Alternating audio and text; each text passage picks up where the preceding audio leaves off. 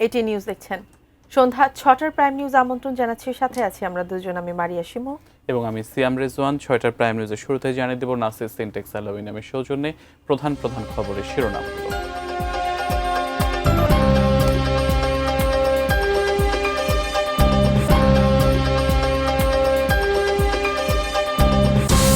কাল থেকে সারা দেশে নির্বাচনী প্রচার।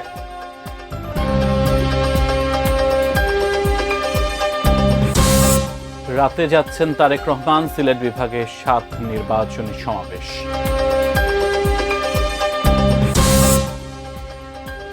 নির্বাচনে লেভেল প্লেইং ফিল্ড নেই, অভিযোগ জামায়াত ও এনসিপি।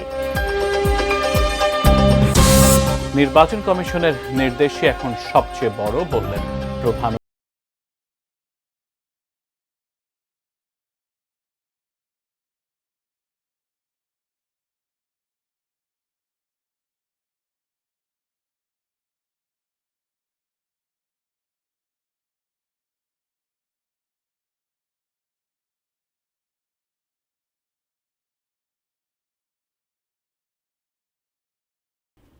দর্শক দেখছিলেন নাসির সিনটেক্স অ্যালুমিনিয়ামের সৌজন্যে প্রধান শিরোনামগুলো।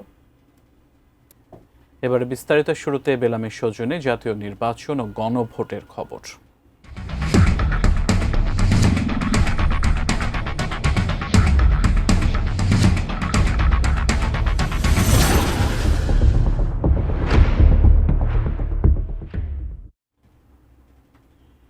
ত্রয়োদশ জাতীয় সংসদ নির্বাচনের প্রতিদ্বন্দ্বী প্রার্থীদের মধ্যে প্রতীক বরাদ্দ দেওয়া হয়েছে। বগুড়া রিটার্নিং কর্মকর্তার কার্যালয়ে সকাল 10টা থেকে জেলার 7টি আসনের 35 জন প্রার্থীর মধ্যে প্রতীক বরাদ্দ দেওয়া হয়।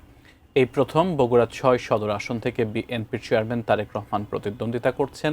তার পক্ষে প্রতীক গ্রহণ করেন জেলা বিএনপির সভাপতি রেজাউল করিম বাদশা। সিলেটের 6টি আসনের বিএনপি জামায়াত সহ স্বতন্ত্র প্রার্থী ও তাদের সমর্থকরা সকাল থেকেই রিটার্নিং অফিসারের কার্যালয়ে ভিড় করেন। এ সময় আচরণবিধি মেনে চলতে সকল প্রার্থীর প্রতি আহ্বান জানান জেলা প্রশাসক সারওয়ার আলম। রাজশাহীতে 6টি সংসদীয় আসনের 29 প্রার্থীর মাঝে প্রতীক বরাদ্দ দেন জেলা রিটার্নিং কর্মকর্তা আফিয়া আক্তার। কুমিল্লার 11টি আসনে প্রার্থীদের মধ্যে প্রতীক বরাদ্দ দেন রিটার্নিং কর্মকর্তা মোহাম্মদ রেজা হাসান। জেলার 11টি আসনে 80 জন প্রার্থী প্রতিদ্বন্দ্বিতা করবেন। সীমানা জটিলতায় তফসিল পরিবর্তন হওয়ায় পাবনা 1 ও 2 ছাড়া পাবনার 3টি আসনে প্রতীক বরাদ্দ পেয়েছেন মোট 18 জন প্রার্থী। রাঙামাটির সংসদীয় আসন 299-তে প্রতিদ্বন্দ্বী 7 প্রার্থীর মধ্যে প্রতীক বরাদ্দ দিয়েছেন রিটার্নিং কর্মকর্তা ও জেলা প্রশাসক নাজমা আশরাফি। ময়মনসিংহের 11টি আসনের দলীয় এবং স্বতন্ত্র প্রার্থীদের চাহিদা অনুযায়ী প্রতীক বরাদ্দ দেন জেলা প্রশাসক ও জেলা রিটার্নিং অফিসার। প্রতীক পেয়ে উচ্ছ্বাস প্রকাশ করতে দেখা যায় প্রার্থী ও সমর্থকদের।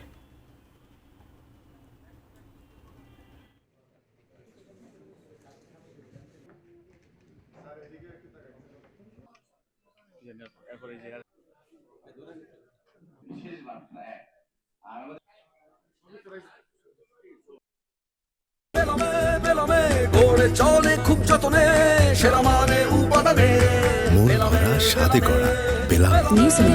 Excellence in quality. সিলেট থেকে আসন্ন ত্রয়োদশ জাতীয় সংসদ নির্বাচনে প্রচার শুরু করেছেন বিএনপির চেয়ারম্যান তারেক রহমান। 7টি নির্বাচনী সমাবেশে বক্তব্য রাখবেন তিনি। দীর্ঘ 2 দশক পর সিলেট যাচ্ছেন তিনি। সিলেট থেকে ফিরে চট্টগ্রাম বিভাগে নির্বাচনী প্রচারণায় যাবেন তারেক রহমান। 2005 সালের পর সিলেট যাচ্ছেন বিএনপি চেয়ারম্যান তারেক রহমান। জিয়া পরিবারের ঐতিহ্যের ধারাবাহিকতায় তারেক রহমানও নির্বাচনী প্রচারণা শুরু করছেন হযরত শাহজালাল ও হযরত শাহপরানের মাজার জিয়ারতের মধ্যে দিয়ে। দলের চেয়ারম্যানকে বরণ করতে সিলেট বিভাগ জুড়ে উচ্ছ্বসিত নেতাকর্মী। বৃহস্পতিবার সকালে সিলেট আলিয়া মাদ্রাসা মাঠে প্রথম নির্বাচনী সমাবেশে যোগ দিবেন তারেক রহমান।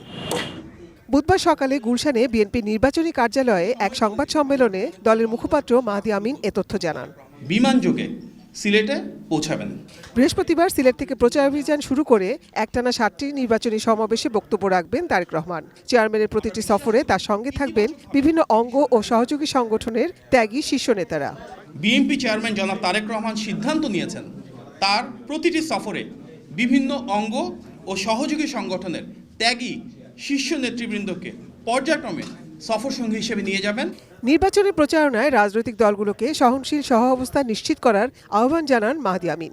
সকল রাজনৈতিক দলের কাছে আমরা আহ্বান জানাই নির্বাচনী আচরণবিধি পূর্ণাঙ্গ প্রতিপালনের মধ্য দিয়ে যেন বহুল আকাঙ্ক্ষিত নির্বাচনে জনগণের আকাঙ্ক্ষা এবং প্রত্যাশার প্রতিফলন ঘটে।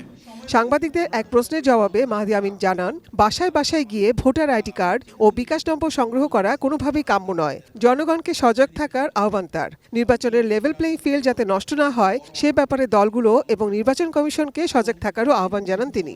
প্রবাসী ব্যালটের ক্ষেত্রে যেটা হয়েছে অত্যন্ত একটা সুকৌশলে বা অপরাজনীতির একটি কৌশলের মাধ্যমে আমরা সেখানে দেখলাম ব্যালট বক্সের সিরিয়ালটাকে ম্যানিপুলেট করা হয়েছে। নির্বাচন কমিশনের হয়তো নির্দিষ্ট কিছু ব্যক্তি রয়েছে, একটা অংশ রয়েছে যারা এভাবে পূর্ব পরিকল্পিতভাবে ম্যানিপুলেশন করছে। আমরা আমাদের দলের সব নেতাকর্মীকে আহ্বান জানাবো আগামীকালকে থেকে যে প্রচারণা হয় সেখানে আমরা আমাদের ইতিবাচক রাজনীতিকে যেন ধারণ করে সাধারণ মানুষের কাছে ছুটে যাই, আমাদের পরিকল্পনাগুলো তুলে ধরি এবং যে ধরনের অপপ্রচার রয়েছে সেটার বিরুদ্ধে যেন যা সত্য যা সঠিক সেটার পক্ষে অবস্থান নেই। গণভোটে হ্যাঁর পক্ষে বিএনপি, দলের প্রার্থীদের এ কথা জানিয়ে দেওয়া হয়েছে। অপপ্রচারের বিষয়ে সতর্ক থেকে দলের নেতাকর্মীদের ইতিবাচক রাজনীতি করার আহ্বান জানান মাহদি আমিন। জনগণ যেটিকে মেনে নেয় তার উপর ভিত্তি করে রাষ্ট্র পরিচালনা করব। সুতরাং সামগ্রিকভাবে হ্যাঁর পক্ষে আমার অবস্থান এটি আমরা সবাইকে ইতিমধ্যে বলে দিয়েছি। Nazia Afrin, ATN News, Dhaka. কেউ নির্বাচনের আচরণবিধি লঙ্ঘন করলে সংশ্লিষ্ট কর্তৃপক্ষকে জানাতে পারে, তবে কারো মব সৃষ্টি করার এখতিয়ার নাই বলে জানিয়েছেন জামায়াত ইসলামীর আমির ডাক্তার শফিকুর রহমান। তিনি বলেন, সবার জন্য সমতল ভোটের মাঠ নিশ্চিত করতে হবে।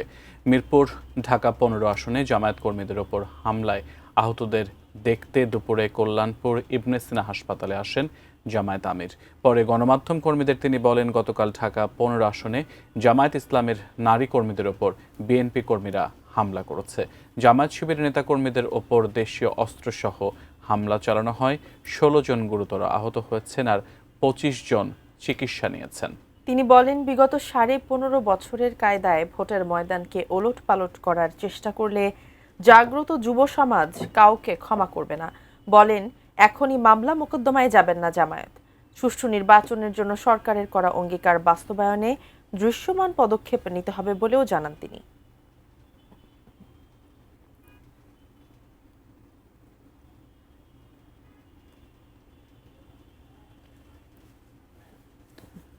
আসন্ন ত্রয়োদশ জাতীয় সংসদ নির্বাচনকে ঘিরে ভোটের মাঠে নির্বাচনী সমতা রক্ষা করা হচ্ছে না বলে অভিযোগ করেছেন বাংলাদেশ জামায়াত ইসলামের সেক্রেটারি জেনারেল মিয়া গোলাম পরোয়ার। দুপুরে খুলনা জেলা প্রশাসক ও রিটার্নিং কর্মকর্তার কার্যালয়ে প্রার্থীদের মধ্যে প্রতীক বরাদ্দ নিতে এসে সাংবাদিকদের তিনি আরও বলেন, নির্বাচনী আচরণবিধি লঙ্ঘন হলেও কমিশন ব্যবস্থা নিচ্ছে না।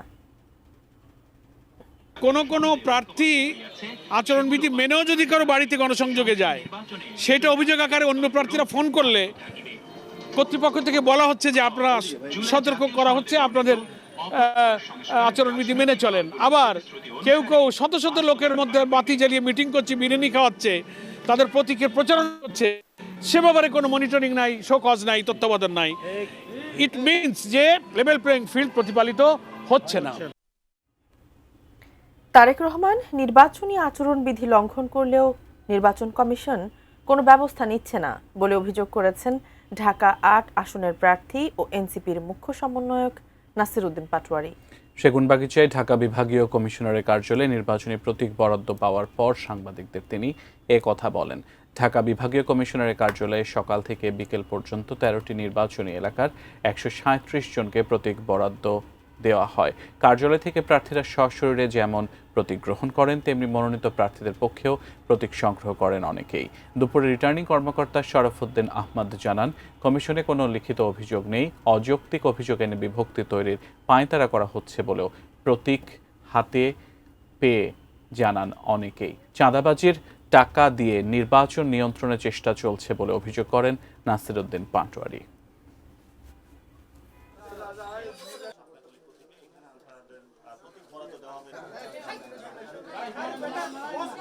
প্রতিশ্রুতি দিয়েছেন যে ফ্ল্যাট নির্মাণ করে দিবেন। এটা নির্বাচনী যে আইন রয়েছে এবং নির্বাচনী যে বিধান রয়েছে সেটা সরাসরি লঙ্ঘন। আমরা মনে করি নির্বাচন কমিশন এখানে নিশ্চুপ থেকেছেন এবং প্রশাসন একদিকে হেলে যাচ্ছেন। এখানে বৈষম্যমূলক নীতি হচ্ছে, অর্থাৎ তারেক রহমানের বেলায় এক নীতি আর অন্যান্য প্রার্থীদের বেলায় এক নীতি। আইন শৃঙ্খলার বিষয়ে বড় ধরনের কোনো আশঙ্কা নেই। রাজনৈতিক বা প্রতিদ্বন্দ্বী প্রার্থীরা অনেক কথাই বলেন, সবগুলো হয়তো আমাদের আওতায় না। আমাদের আওতায় যদি আনুষ্ঠানিকভাবে বা লিখিতভাবে কোনো অভিযোগ আসে, অবশ্যই আমরা নির্বাচন কমিশনের সাথে আলাপ আলোচনা করে এই বিষয়ে। নির্বাচন কমিশনের নির্দেশই এখন সবচেয়ে বড় নির্দেশ। তাদের নির্দেশনা মেনে সবাইকে একযোগে কাজ করার আহ্বান জানিয়েছেন প্রধান উপদেষ্টা অধ্যাপক ডক্টর মোহাম্মদ ইউনূস। উচ্চ পর্যায়ের এক সভায় এবারের নির্বাচন ভবিষ্যতের জন্য আদর্শ তৈরি করবে মন্তব্য করে তিনি বলেন, নির্বাচনের দিন যেন কোনো কিছুর অভাব বোধ না হয়, সে বিষয়ে সর্বোচ্চ মনোযোগী হতে হবে। 12 ফেব্রুয়ারি কোথাও যেন কোনো গলদ না থাকে। গণভোট ও জাতীয় নির্বাচন সামনে রেখে সার্বিক আইনশৃঙ্খলা পরিস্থিতি নিয়ে বুধবার একটি উচ্চ পর্যায়ের সভা হয় রাষ্ট্রীয় অতিথি ভবন যমুনায়, যেখানে নির্বাচন কমিশন, বিভিন্ন মন্ত্রণালয়ের উপদেষ্টা ও সচিব, 3 বাহিনীর প্রধান সহ আইনশৃঙ্খলা বাহিনীর শীর্ষ কর্মকর্তারা উপস্থিত ছিলেন। সভায় সভাপতিত্ব করেন প্রধান উপদেষ্টা অধ্যাপক ডক্টর মোহাম্মদ ইউনূস। তিনি বলেন, আইনশৃঙ্খলা সংক্রান্ত কমান্ডের মূল ভূমিকায় থাকবে স্বরাষ্ট্র মন্ত্রণালয়। যে ইলেকশন কমিশনকে এই ইলেকশনের বিষয়ে যত ধরনের সহযোগিতা লাগে এটা গভর্নমেন্ট থেকে পুরোপুরি সহযোগিতা দেওয়া হবে। দায়িত্ব পালনের ক্ষেত্রে বাহিনীগুলোর মধ্যে সমন্বয়ে যেন কোনোরূপ ঘাটতি না থাকে, সেদিকে খেয়াল রাখার আহ্বান প্রধান উপদেষ্টার। টিভি, তারপরে ড্রোন এবং বডি অন ক্যামেরা, সেগুলো যাতে নিখুঁতভাবে ব্যবহার করা হয় এবং এটার যাতে বারবার এই ট্রায়াল দেওয়া হয়, এই ট্রায়াল দিয়ে যাতে এটা নিখুঁতভাবে ব্যবহার করার বিষয়ে উনি জোর দিয়ে এই ইলেকশনটা যাতে নিখুঁতভাবে হয়। সভা শেষে রাজধানীর ফরেন সার্ভিস একাডেমিতে এক সংবাদ সম্মেলনে বিস্তারিত তুলে ধরে প্রধান উপদেষ্টার প্রেস উইং। তারা জানায়, বুধবার মধ্যরাত থেকে শুরু হয়ে 10 ফেব্রুয়ারি ভোর 7:30টা পর্যন্ত নির্বাচনী প্রচার চালাতে পারবেন প্রার্থীরা। নির্বাচন পর্যবেক্ষণে 26টি দেশের প্রতিনিধিকে আমন্ত্রণ জানিয়েছে নির্বাচন কমিশন। ইউরোপীয় ইউনিয়ন প্রায় 300 জনের পর্যবেক্ষক দল পাঠাবে বলে আশা করছে ইসি। মিটিংয়ের ইলেকশন কমিশনের তরফ থেকে বলা হয় যে 300 আসনে ইলেকশন হবে। অংশগ্রহণকারী রাজনৈতিক দলের সংখ্যা 51টি। প্রেস সচিব বলেন, এবারের নির্বাচনে দলীয় প্রতীকের ব্যালট, গণভোটের ব্যালট এবং পোস্টাল ব্যালট গণনার ক্ষেত্রে কিছুটা বাড়তি সময় প্রয়োজন হবে। অনেক কিছু নতুন নতুন মেজার নেওয়া হয়েছে। আমরা চাচ্ছি যে খুব ভালোভাবে ভোট গণনা হোক এবং সেই ক্ষেত্রে কিছু ডিলে হতে পারে। নির্বাচনের দিন নিরবিচ্ছিন্ন বিদ্যুৎ সরবরাহে জ্বালানি উপদেষ্টাকে উচ্চ পর্যায়ের বৈঠকে নির্দেশনা দেন প্রধান উপদেষ্টা। সংবাদ সম্মেলনে লুট এবং উদ্ধার হওয়া অস্ত্রের পরিসংখ্যান তুলে ধরে প্রেস সচিব জানান, ভোটের 4 দিন আগে সব বাহিনীর সদস্য মোতায়েন করা হবে এবং ভোটের পর তারা আরও 7 দিন মাঠে থাকবে। এই প্রথমবারের মতো 1 লক্ষ সেনাবাহিনীর মেম্বার থাকবেন। Abul Kalam Azad, ATN News, Dhaka. জুলাই হত্যাযজ্ঞের মামলায় ক্ষমতাচ্যুত প্রধানমন্ত্রী শেখ হাসিনার ছেলে সজীব ওয়াজেদ জয় ও সাবেক আইসিটি প্রতিমন্ত্রী জুনায়েদ আহমেদ পলকের বিরুদ্ধে অভিযোগ গঠন করে বিচার শুরুর আদেশ দিয়েছে ট্রাইব্যুনাল। সাক্ষ্য গ্রহণ শুরু হবে 18 ফেব্রুয়ারি। এদিকে প্রায় 1.5 দশক পর ট্রাইব্যুনালে আত্মসমর্পণ করেন 71 মানবতা বিরোধী অপরাধের মামলায় মৃত্যুদণ্ডপ্রাপ্ত আসামি আবুল কালাম আজাদ। জুলাই গণ আন্দোলনের সময় ইন্টারনেট বন্ধ করে হত্যার উস্কানি ও সহায়তার অভিযোগে ক্ষমতাচ্যুত প্রধানমন্ত্রী শেখ হাসিনার ছেলে সজীব ওয়াজেদ জয় ও সাবেক আইসিটি প্রতিমন্ত্রী জুনায়েদ আহমেদ পলকের বিরুদ্ধে অভিযোগ গঠন করে বিচার শুরুর আদেশ দিয়েছে ট্রাইব্যুনাল 1। আসামি জুনায়েদ আহমেদ পলক এবং সজীব ওয়াজেদ জয়ের বিরুদ্ধে আনুষ্ঠানিক অভিযোগ গঠিত হয়েছে এবং 18 ফেব্রুয়ারি 2026 তারিখে এই মামলার সাক্ষ্য গ্রহণের দিনের জন্য নির্ধারণ করা হয়েছে। অভিযোগ গঠনের এই আদেশে সন্তুষ্ট নন আসামি পক্ষ। তাদের দাবি, তথ্য প্রমাণ দিয়েই তারা নির্দোষ প্রমাণ করবেন তাদের মক্কেলদের। প্রমাণ করতে সক্ষম হব বলে প্রত্যাশা করি যে উনি নির্দোষ ছিলেন। উনি কোনো ইন্টারনেট বন্ধের ব্যাপারে অভিযোগ এনেছে, সেই অভিযোগের ব্যাপারে ওনার কোনো সংশ্লিষ্টতা ছিল না। বিটিসিএল এর কর্মকর্তাবৃন্দ তাদের অনুমোদন ক্রমে সেটা বন্ধ হয়েছিল এবং এ ব্যাপারে জনাব সজীব আহমেদ জয়ের কোনো ধরনের আদেশ নির্দেশ অনুমোদন ছিল না। এদিকে র্যাবের গোপন বন্দিশালায় গুম করে নির্যাতনের মামলায় ট্রাইব্যুনালে হাজির করা হয় কারাবন্দী 10 সেনা কর্মকর্তাকে। চিফ প্রসিকিউটরের সূচনা বক্তব্য উপস্থাপনের পর রাষ্ট্রপক্ষের প্রথম সাক্ষী হিসেবে সাক্ষ্য দেন ভুক্তভোগী ব্যারিস্টার আরমান। তবে সাক্ষ্য গ্রহণ চলাকালে রাষ্ট্রপক্ষ যেভাবে সাক্ষীকে সহায়তা করেন তা নিয়ে আপত্তি ছিল আসামি পক্ষের। এই বিচারের মাধ্যমে অতীতে সংগঠিত অপরাধের শুধুমাত্র দায়মোচনী নয়, ভবিষ্যতে গুমের মতো ভয়াবহ জিনিস যাতে সমাজে ফিরে আসতে না পারে সেই জন্য এই বিচার আমরা চেয়েছি এবং সেই বিচারের প্রক্রিয়া এখানে শুরু হয়েছে। যারা এই গুমের কালচার চালু করেছিলেন, প্ল্যান করেছিলেন, ডিজাইন করেছিলেন, গুম বাস্তবায়ন করেছেন, তাদের বিচারটা নিশ্চিত করা। অন্যদিকে প্রায় ১.৫ শতক পর অবশেষে আত্মসমর্পণের জন্য সকালে ট্রাইব্যুনালে আসেন ৭১-এর মানবতা বিরোধী অপরাধের মামলায় মৃত্যুদণ্ডপ্রাপ্ত আবুল কালাম আজাদ। তবে ট্রাইব্যুনাল ২-এর ৩ সদস্যের বেঞ্চ না থাকায় শুনানি ছাড়াই ফিরে যেতে হয়েছে তাকে। ২০১৩ সালের ২১শে জানুয়ারি ৭১-এর মানবতা বিরোধী অপরাধ মামলার প্রথম রায়ে ফাঁসির দণ্ডে দণ্ডিত হন আবুল কালাম আজাদ। তবে ওই মামলায় গ্রেফতারি পরোয়ানা জারির আগেই দেশ ত্যাগ করে আত্মগোপনে চলে যান তিনি। Sadia Nancy, ATN News, Dhaka. দর্শক, প্রাইম নিউজে নিচ্ছি বায়োজি স্টিল বিরতি। ফিরে অন্যান্য খবরের সাথে আরো যা থাকছে।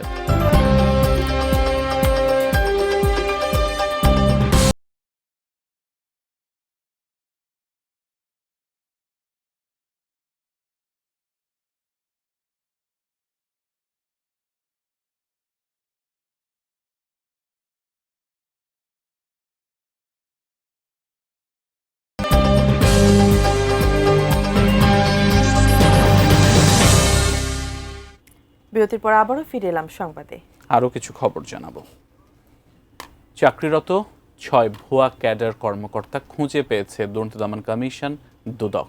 তাদের ৩ জন উপসচিব আর ১ জন পুলিশ কর্মকর্তা। সংস্থাটির দাবি, ভুয়া মুক্তিযোদ্ধার কোটায় তারা চাকরি করছেন। চাকরি পেয়েছিলেন পিএসসি এবং মুক্তিযোদ্ধা মন্ত্রণালয়ের কয়েকজনের সহায়তায়। সবার বিরুদ্ধেই মামলা হয়েছে। ২৯তম বিসিএস পরীক্ষা ছিল ২০০৮ সালে। দীর্ঘ ১৬ বছর পর সেই পরীক্ষায় ক্যাডার হিসাবে নিয়োগ পাওয়া ৬ জনের নিয়োগে দুর্নীতি খুঁজে পেয়েছে দুর্নীতি দমন কমিশন দুদক।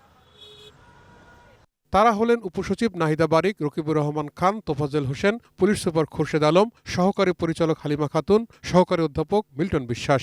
সংস্থাটি বলছে, মুক্তিযোদ্ধা কোটায় আবেদন না করেও পরীক্ষার ফল প্রকাশের ৬ মাস পর ভুয়া মুক্তিযোদ্ধা কোটায় ৬ জনকে চাকরি দেওয়া হয়। এই ঘটনায় তৎকালীন পিএসসির ১২ সদস্য, একজন সাবেক সচিব সহ ২১ জন জড়িত ছিলেন। কোটায় নিয়োগের জন্য কেউ আবেদন করেননি, কিন্তু পরবর্তী সময়ে ভুয়া মুক্তিযোদ্ধার সন্তান হিসাবে তাদেরকে নিয়োগ দেওয়া হয়েছে এবং দেখা গেছে মুক্তিযোদ্ধা বিষয়ক মন্ত্রণালয় থেকে এই ধরনের কোনো নথি সরবরাহ করা যায় না যে তারা, এবং এটা ৬ মাস পরে, ফলাফলের ৬ মাস পরে তাদেরকে মুক্তিযোদ্ধার সন্তান হিসাবে বিবেচনা করা হয়েছে। এদিকে দালিলিক প্রমাণ থাকায় বাংলাদেশ ব্যাংকের ডেপুটি গভর্নর কবির আহমেদের বিরুদ্ধে সম্প্রতি মামলা করা হয়েছে বলে জানিয়েছে দুদক। তিনি ঋণের সমুদয় অর্থ উত্তোলনের মাধ্যমে আত্মসাতের প্রায় ১ মাস পর বাংলাদেশ ব্যাংকের ডিপার্টমেন্ট অব অফসাইট সুপারভিশন বরাবর প্রতিবেদন দাখিল করেন। বর্ণিত ঋণসমূহ অনুমোদনের বিষয়ে পর্যবেক্ষক হিসেবে doctor Mohammad Kabir Ahmed, deputy governor, Bangladesh Bank এর সংশ্লিষ্টতার বিষয়টি অনুমিত হয়, যা তদন্তকালে আরও পর্যালোচনা করা হবে।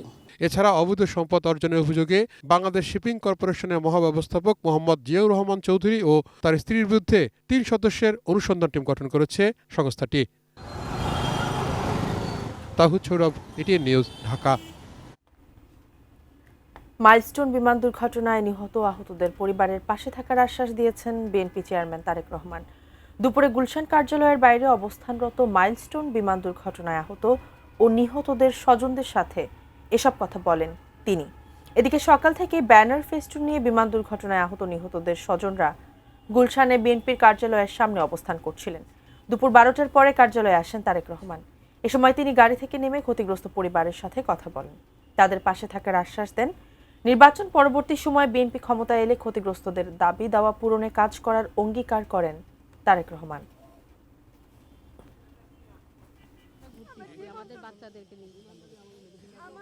আমি চেষ্টা করব যত দ্রুত সম্ভব আপনাদের সাথে যোগাযোগ করে, আপনাদের সাথে কথা বলে, যেটা আপনি বললেন ২-৩ সাথে কথা বলে আমাদের অবস্থান থেকে আমরা যতটুকু করতে পারি আমরা চেষ্টা করব গভর্নমেন্টের সাথে বিষয়টি নিয়ে আলাপ করার জন্য। দর্শক, এবারে নাদিয়া ফার্নিচারের সৌজন্যে আন্তর্জাতিক বাণিজ্য মেলার খবর। মেলায় মেলায়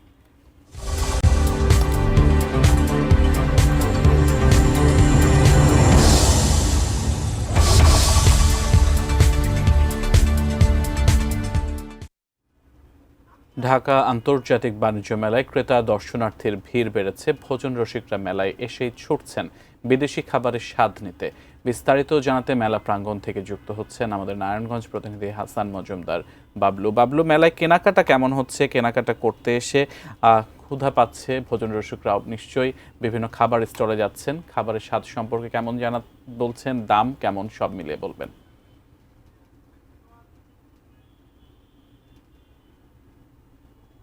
বিকেলের পর থেকে কিন্তু ঢাকা আন্তর্জাতিক বাণিজ্য মেলায় দর্শনার্থীদের সমাগম বেড়েছে। বলা চলে যে বিকেলের দিকেই ঢাকা আন্তর্জাতিক বাণিজ্য মেলাটা বেশ জমজমাট হয়ে থাকে এবং যে ক্রেতা দর্শনার্থীরা আসছেন তারা কিন্তু বিভিন্ন স্টলগুলোতে গিয়ে বেচা বিক্রি এবং কেউ পছন্দের পণ্য কিনছেন এবং বিক্রেতারাও বেশ খুশি। আমি এই মুহূর্তে রয়েছি ভোজন রসিকদের বিশেষ করে এই যে জায়গাটিতে এসেছি, এটি হচ্ছে তুর্কিজ রেস্টুরেন্ট। এটা এই তুর্কির যে খাবার রয়েছে অর্থাৎ ওসমানীয় আমলপ্রিয় যে খাবার, সেই তান্তুনি এবং ডোনাল কেবাব, এই কাবাব খেতে কিন্তু আমাদের দেশের যে বাণিজ্য মেলায় যারা এসছে তারা কিন্তু আসলে বেশ হুমড়ি খেয়ে পড়েছে। আমরা দেখেছি যে এই রেস্টুরেন্টকে ঘিরে ক্রেতা দর্শনার্থীদের ভোজন রসিকদের বেশ আগ্রহ এবং তারা কিন্তু এসেছে এবং তারা প্রত্যেকেই এসছে, কেউ কিছু না কিছু স্বাদ নিয়ে তারা যাচ্ছেন। আমরা কথা বলেছিলাম এখানকার যে এই বিভিন্ন ভোজন রসিকদের সাথে কথা বলেছিলাম, তারা বলছেন যে এই যেহেতু আন্তর্জাতিক বাণিজ্য মেলায় বিদেশি খাবার স্টলগুলোর মধ্যে তারা এসছেন এবং তাদের যে পছন্দের খাবার অর্থাৎ এই যে তান্তুনি, এটার যে ওসমানীয় আমলের যে জনপ্রিয় খাবার, এই নামটা শুনেই কিন্তু বাংলাদেশের যে যারাই ঢুকছে এই আন্তর্জাতিক বাণিজ্য মেলায় প্রত্যেকে কিন্তু এই খাবারটা স্বাদ নিতে যাচ্ছে। এর পাশাপাশি আমরা কথা বলেছিলাম যে এই রেস্টুরেন্টটি যিনি দিয়েছেন তাদের সাথে কথা বলছেন, তারা বলছেন যে আসলে এই রেস্টুরেন্টটি দেওয়ার পর থেকে কিন্তু ঘিরে কিন্তু আসলে ক্রেতা দর্শনার্থী এবং যে ভোজন রসিকরা রয়েছে তাদেরও কিন্তু আসলে যে আকর্ষণের কিন্তু কমতি নেই বলে আমাদেরকে জানিয়েছেন। তো সিয়াম, এই ছিল আসলে বাণিজ্য মেলা থেকে আমার কাছে সব শেষ। হাসান মজুমদার, বাবলু, ধন্যবাদ আপনাকে। আন্তর্জাতিক বাণিজ্য মেলার প্রাঙ্গণ থেকে আমাদের সাথে যুক্ত হয়েছিলেন আমাদের নারায়ণগঞ্জ প্রতিনিধি হাসান মজুমদার, বাবলু। আপনারা প্রাইম নিউজ দেখছেন। আবারও বিরতিতে যাচ্ছি।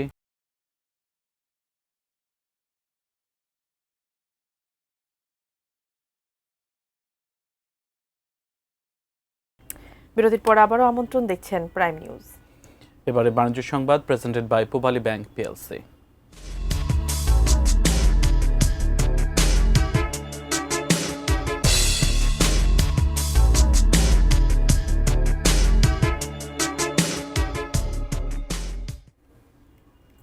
গণভোটে হ্যাঁ ভোটের পক্ষে প্রচারণা শুরু করেছে ব্যাংকগুলো। বাংলাদেশ ব্যাংকের গভর্নর ডক্টর আহসান এইচ মনসুরের সঙ্গে ব্যাংকগুলোর ব্যবস্থাপনা পরিচালকদের অনুষ্ঠিত বৈঠকেই গণভোটে হ্যাঁ ভোটের পক্ষে প্রচারণা চালানোর নির্দেশ দেন গভর্নর। বৈঠকে জানানো হয়, সরকারের প্রচারণার অংশ হিসেবে প্রতিটি ব্যাংকের শাখায় অন্তত 2টি করে ব্যানার টাঙাতে হবে। সরকার ও কেন্দ্রীয় ব্যাংকের নির্দেশনার আলোকে ব্যাংকগুলো কাজ শুরু করেছে।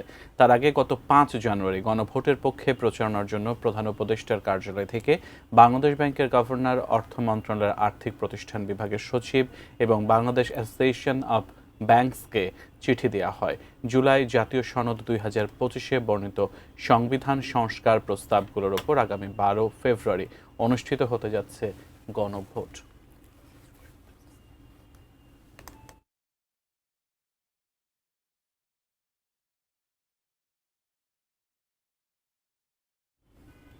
মেটাল প্রেজেন্টস কৃষি সংবাদ, সুজলা সুফলা।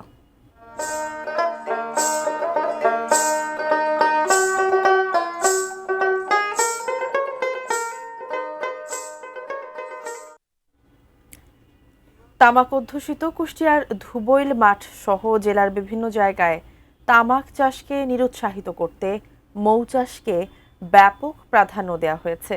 ফলে একদিকে যেমন সরিষার ফলন বৃদ্ধি পাচ্ছে, অপরদিকে মধু চাষিদেরও কর্মসংস্থান তৈরি হচ্ছে। কৃষি চাষাবাদ বাড়াতেও তামাক কোম্পানির সাথে সংশ্লিষ্ট প্রশাসনের মনস্তাত্ত্বিক দূরত্বের পরও তামাক চাষ থেকে মুখ ফেরাতে কৃষকদের নানা ধরনের প্রণোদনার আওতায় আনার চেষ্টা করা হচ্ছে। তারই ফলাফল হিসেবে আমরা পেয়েছি মামুন ও রশিদ মামুন ওরফে মধু মামুনের মতো মৌচাষী। এই মধু দেশের চাহিদা মিটিয়ে অস্ট্রেলিয়া, স্পেন ও কোরিয়া সহ বিভিন্ন দেশে রপ্তানি করে অনেকেই হয়েছেন স্বাবলম্বী।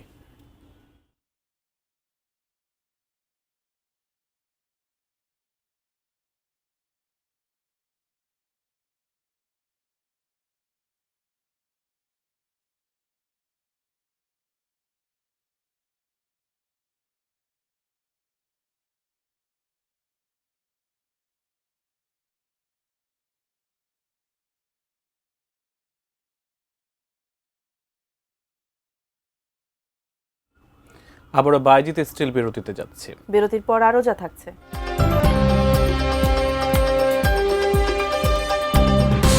তেহরানে চূড়ান্ত হামলার প্রস্তুতি নেওয়ার নির্দেশ ট্রাম্পের, ওয়াল স্ট্রিটের রিপোর্ট।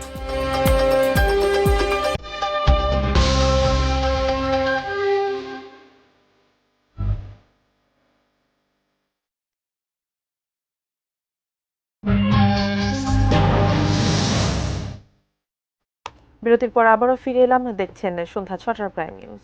এবারে সন্ধানী লাইফ ইন্স্যুরেন্স কোম্পানি লিমিটেডের সৌজন্যে দেশের বাইরের খবর।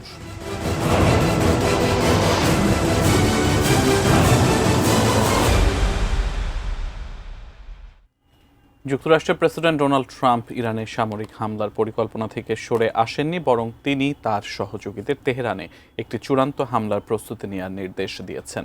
এক বিশেষ প্রতিবেদনে এই চাঞ্চল্যকর তথ্য প্রকাশ করেছে প্রভাবশালী মার্কিন সংবাদ মাধ্যম ওয়াল স্ট্রিট জার্নাল।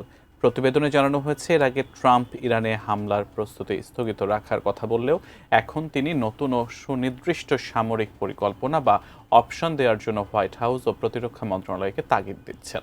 মার্কিন কর্মকর্তাদের বরাতে জানা গেছে, আলোচনার সময় ট্রাম্প এই সম্ভাব্য অভিযানকে কয়েকবার চূড়ান্ত হামলা হিসেবে উল্লেখ করেছেন, যা মধ্যপ্রাচ্যে বড় ধরনের যুদ্ধের আশঙ্কা তৈরি করেছে। ওয়াল স্ট্রিট জার্নালের তথ্য অনুযায়ী ট্রাম্পের এই পরিকল্পনার মধ্যে কেবল সামরিক লক্ষ্যবস্তুতে হামলা নয়, বরং ইরানের বর্তমান সরকার পতনের ছকও অন্তর্ভুক্ত হয়েছে।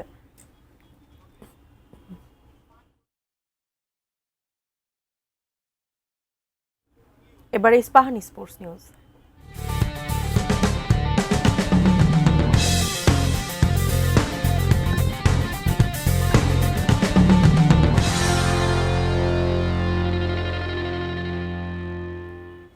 বাংলাদেশের পাশে দাঁড়িয়েছে পাকিস্তান। টি-20 বিশ্বকাপে খেলতে না যাওয়া বাংলাদেশের সিদ্ধান্তে সমর্থন দিয়েছে পিসিবি এবং এ বিষয়ে আইসিসিকে চিঠিও দিয়েছে তারা। বিষয়টি নিয়ে আলোচনার জন্য আইসিসি আজ বোর্ড সভা ডেকেছে, এমনই প্রতিবেদন প্রকাশ করেছে ক্রিকইনফো। বিস্তারিত জানবো সহকর্মী জেনিয়া চিসিম ঠিক এই মুহূর্তে বিসিবিতে আছেন। জেনিয়া চিসিম, আমরা ইতিমধ্যে জেনেছি বোর্ড সভায় সিদ্ধান্ত হয়েছে বাংলাদেশ যদি ভারতে খেলতে না যায় বিকল্প দলকে নেওয়া হবে, এমন খবর বিভিন্ন গণমাধ্যমে আসছে।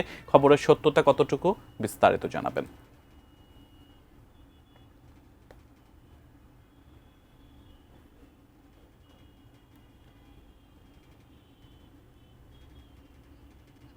আইসিসির বোর্ড সভাটা শেষ হয়ে গেছে এবং আইসিসি তাদের চূড়ান্ত সিদ্ধান্ত জানিয়ে দিয়েছে বাংলাদেশকে যে বাংলাদেশ যদি ভারতে খেলতে না যায় তাহলে আইসিসি বাংলাদেশের পরিবর্তে সেই জায়গাটায় একটা রিপ্লেসমেন্ট দল নেবে তারা, সেটা কিন্তু তারা চূড়ান্তভাবে বিসিবিকে জানিয়ে দিয়েছে। অর্থাৎ এখন বিশ্বকাপে বাংলাদেশ খেলবে কি খেলবে না এবং ভারতে গিয়ে তারা খেলবে কি না সেই সিদ্ধান্ত বাংলাদেশকেই জানাতে হবে। বাংলাদেশের কাছেই এখন বলটা এবং বাংলাদেশকেই এখন চূড়ান্ত সিদ্ধান্ত নিতে হবে যে ভারতে গিয়ে বাংলাদেশ বিশ্বকাপটা খেলবে কিনা। কারণ বাংলাদেশ যে আইসিসিকে জানিয়েছিল যে তারা ভারতে গিয়ে বিশ্বকাপ খেলতে চায় না এবং নিরাপত্তা ইস্যুর কারণে বাংলাদেশ শ্রীলঙ্কায় তাদের ম্যাচটা চেয়েছিল যে বাংলাদেশের বিশ্বকাপে যে ম্যাচগুলো হবে সেটা যেন শ্রীলঙ্কায় দেওয়া হয়, সেটা একদমই নাকচ করে দিয়েছে আইসিসি। কারণ আজকের বোর্ড সভায় সবার কাছ থেকে একটা ভোটাভোট নেওয়া হয়েছে এবং সেখানে কিন্তু বাংলাদেশের পক্ষে আসলে কেউ রায় দেয়নি, বাংলাদেশের বিপক্ষেই সিদ্ধান্ত নেওয়া হয়েছে এবং আইসিসি খুব পরিষ্কারভাবে জানিয়ে দিয়েছে বিসিবিকে যে যদি বিশ্বকাপ খেলতে হয় তাহলে ভারতে গিয়েই খেলতে হবে এবং সেই সিদ্ধান্তটা নেওয়ার জন্য বিসিবিকে একদিন সময় বেঁধে দিয়েছে আইসিসি। এই একদিনের মধ্যে বাংলাদেশকে জানাতে হবে যে তারা ভারতে গিয়ে বিশ্বকাপটা খেলবে কিনা। সুতরাং এখন সব সিদ্ধান্ত আসলে বিসিবির নিতে হবে। বিসিবি সরকারের সাথে কথা বলে যেটা ভালো হয়, ভারতে গিয়ে বিশ্বকাপ খেলবে কিনা বাংলাদেশ, সেই সিদ্ধান্ত একদিনের মধ্যে আইসিসিকে জানাবে। তবে যতটুকু জানা গিয়েছে যে বিসিবি এখন পর্যন্ত তাদের সিদ্ধান্তে অনড়, অর্থাৎ বাংলাদেশ ভারতে গিয়ে বিশ্বকাপ খেলছে না, এখন পর্যন্ত সেই সিদ্ধান্তেই বাংলাদেশ অনড় রয়েছে। এখন দেখার বিষয় আসলে একদিন পরে বাংলাদেশের কাছ থেকে চূড়ান্ত সিদ্ধান্ত কি যায় আইসিসির কাছে এবং আপনি জানেন যে বিপিএল এর যে খেলাটা হচ্ছে আজকে দ্বিতীয় কোয়ালিফায়ার, এই কোয়ালিফায়ার দেখতে এসেছে বাংলাদেশের সমর্থকরা, কিন্তু তাদের মধ্যে আসলে একটা শঙ্কা, তাদের সাথে আমরা কথা বলেছি, তারাও আসলে বিচলিত যে বাংলাদেশ বিশ্বকাপ খেলবে কি খেলবে না সেটা নিয়ে। জি, বুঝতে পেরেছি। ধন্যবাদ জানিয়েছি সীমা আপনাকে। বাংলাদেশ ভারতে না খেললে বিকল্প দল নেবে আইসিসি, বোর্ড সভায় সিদ্ধান্ত হয়েছে। এখন বিসিবি কি সিদ্ধান্ত দেয় সেই সিদ্ধান্তের দিকে তাকিয়ে গোটা বাংলাদেশ। বিসিবি থেকে বিস্তারিত আমাদেরকে জানাচ্ছিলেন সহকর্মী জানিয়েছি সীম। দর্শক, শেষ করব প্রাইম নিউজ, তবে তার আগে এক নজরে নাসিস সিনট্যাক্স অ্যালুমিনিয়ামের সৌজন্যে সংবাদ শিরোনামগুলো জানিয়ে দেব আরেকবার। কাল থেকে সারা দেশে নির্বাচনী প্রচার। রাতে সিলেট যাচ্ছেন তারেক রহমান, যোগ দেবেন 7টি নির্বাচনী সমাবেশে। নির্বাচনে লেভেল প্লেইং ফিল্ড নেই, অভিযোগ জামায়াত ও এনসিপি।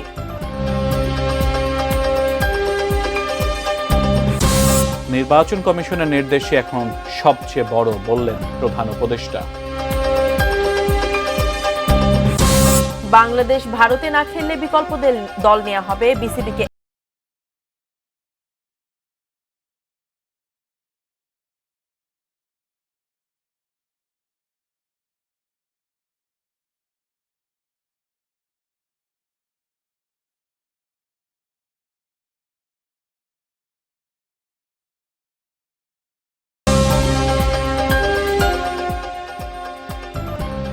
দর্শক, এই ছিল সন্ধ্যা 6টার প্রাইম নিউজের সর্বশেষ।